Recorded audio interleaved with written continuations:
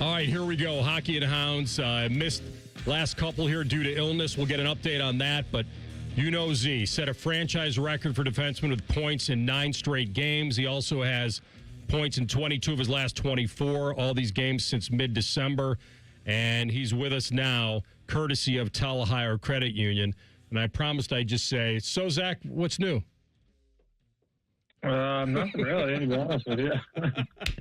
Pretty status quo. Yeah, you know, yes, having a pretty good last few weeks.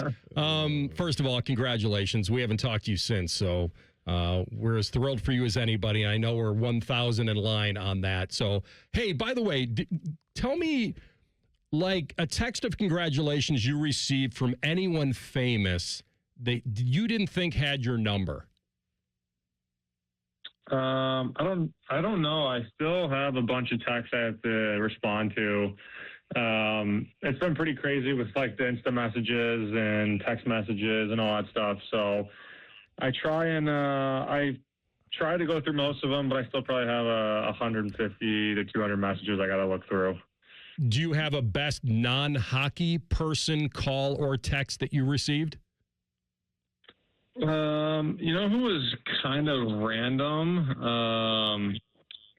Let me find it right now. The guitarist for the Red Clay Strays actually messaged me. The band. I'm a big fan of. I listen to a lot of their music. He reached out to me a few times throughout the Olympics and and messaged me after we won. That was kind of random.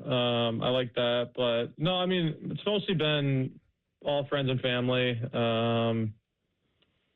The Red Clay Strays is a country music band from Mobile, Alabama. Yeah. And you've gone to their concerts, and that's how, or somebody? No, I've never gone to their concerts. I listen to their music, but I've never gone to their concerts. And he just reached out and said congrats and invited me to their show here in Ohio, and I think it's in April. So there you go. Yeah, so I'll probably go to that. That was pretty cool, but no, I mean, I still have to go through a bunch of messages still, so I'm sure some will pop up.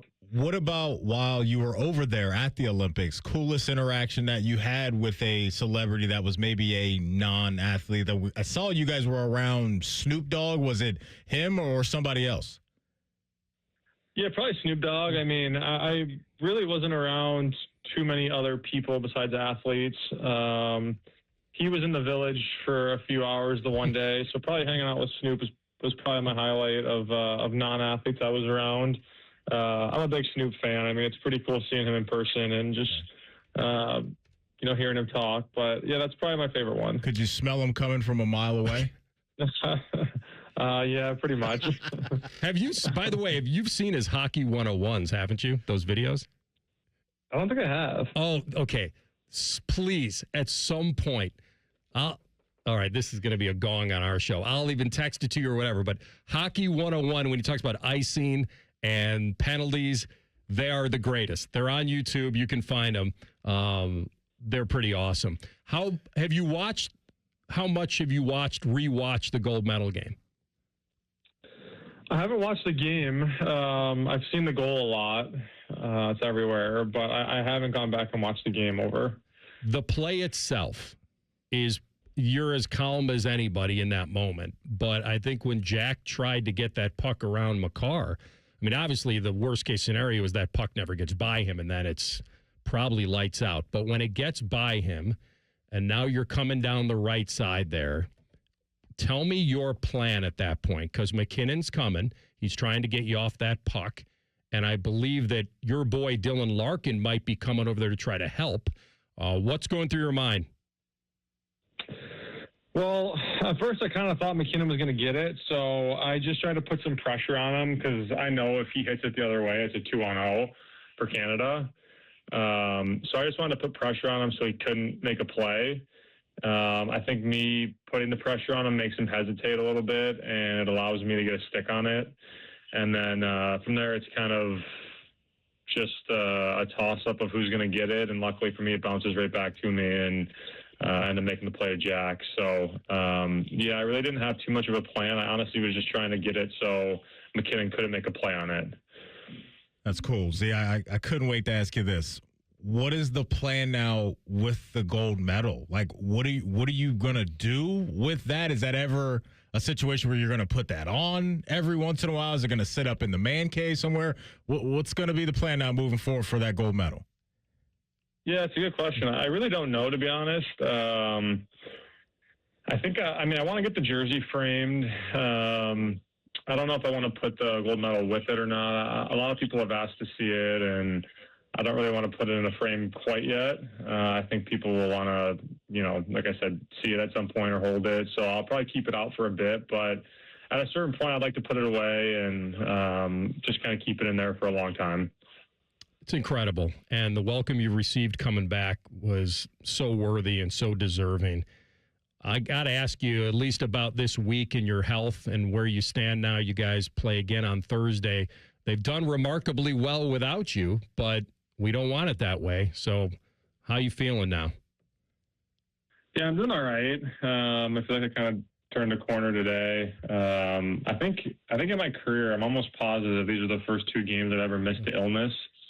So I think that just tells you how bad I was, but I feel like I've kind of turned the corner today. I'm going to skate tomorrow morning and see how I feel, but yeah, it was a really rough couple days for me. So I don't even know, were you even up watching the third period against the Rangers?